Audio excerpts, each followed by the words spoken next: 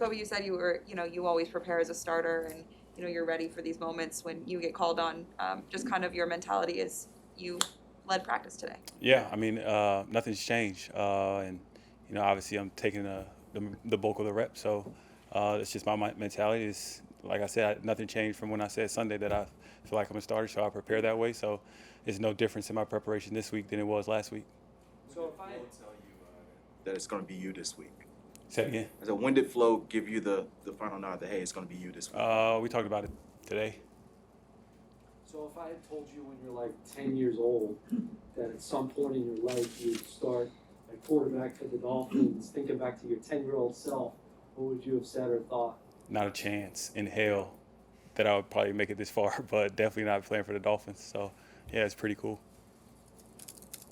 Were you a Dolphins fan growing up? No, I was not a football fan. So yeah, crazy. I know I guess you talked about having the rep difference. Obviously, now that you're the guy, what is it like chemistry wise when you get those reps in a game week versus when you don't? I mean, it makes a tremendous difference because you are getting those reps with the guys, and you can talk through things that not only you see but you feel when you're out there. So I think that's just been the most important thing from today was a lot of those guys, just us getting on the same page, not only just from the physical part but the mental part too. Jacoby, you took some hits Sunday and you needed a little extra time getting up. One of the hits late in the game, I think.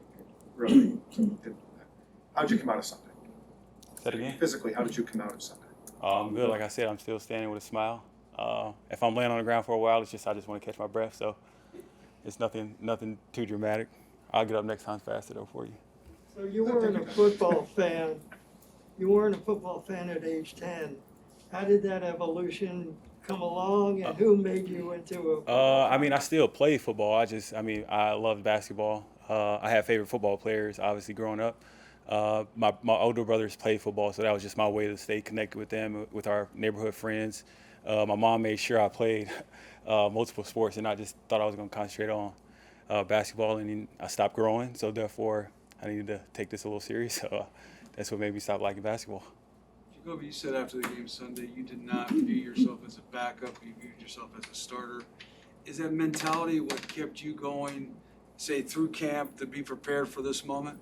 I think that's been my mentality since I got in the league, and that's what I've just because I've been in situations where I honestly didn't know when my chances and my opportunity was going to come.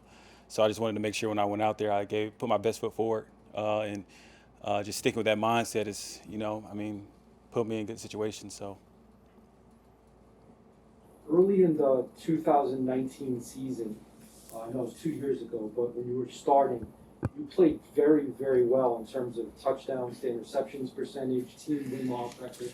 What are some of the things that you remember were going really well for you at that time that you'd love to see continue here? It's really just comes down to confidence. I mean, obviously that was years ago with a different team, and I think this will present some of the same opportunities with the guys and them feeling my confidence in them and also in myself and what we're doing in our plan against who we're going against.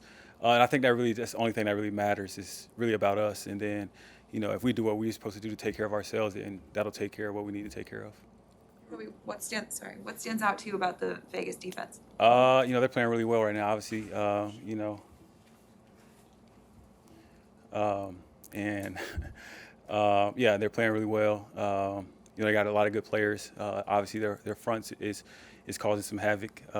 They got good players on the edge covering, and they're really. I mean, Gus is doing a good job with those guys.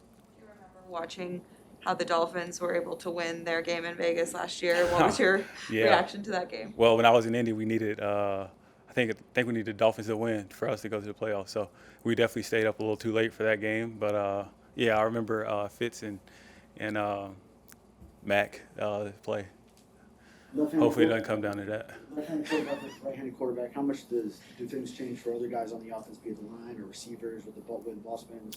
I think you have to ask them that because I don't catch the ball from a left-handed person. So, yeah. From other guys? No, not yet. I mean, I'm about to go after we watch film and say how was my right-handed throws compared to the left-handed. How would you describe the sort of leadership approach that you are planning to take throughout this week, and especially on game day? Really just being myself and the guy that that has gotten me to this point. And I don't think it changes because of, your role changes because I think that's fake. And I try not to do that. Well, I not try. I know I'm not going to do that. And literally just go out there and be myself. And I think that'll suit me well. They'll feel the authenticity of that. I said that right? Yeah. All right, good. So that from me, they'll feel my confidence, and then we'll go from there.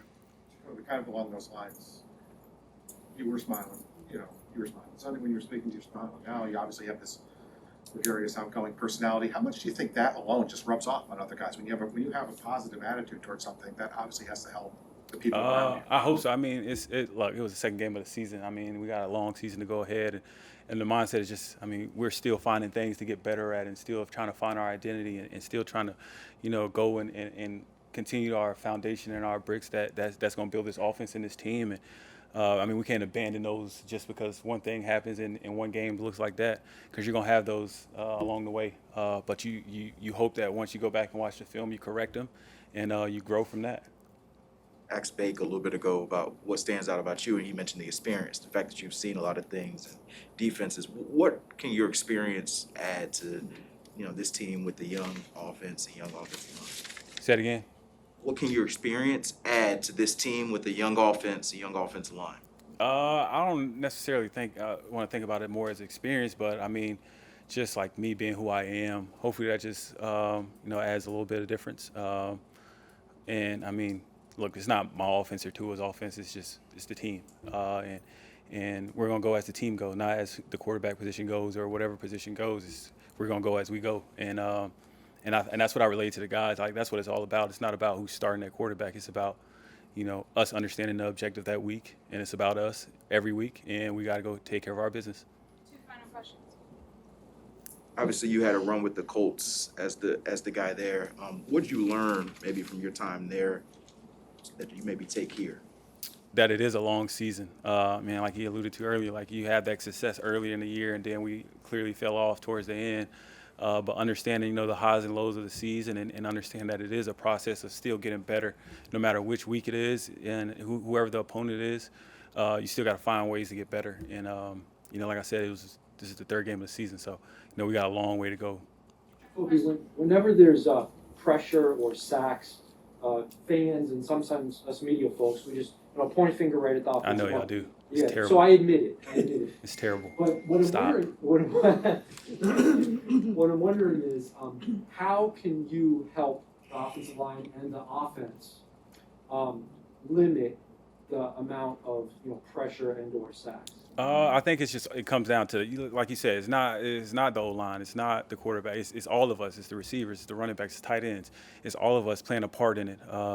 And we just got to find ways to get better at those things, and really just understanding the broad picture of what we're trying to accomplish on each play, and understanding the timing of each play, and when do we have a lot of time, when we not have a lot of time, and then just playing like that. I think once we realize that and understand that just put us in a better position, and so that you guys don't write these terrible articles about the O-line and they can't block, and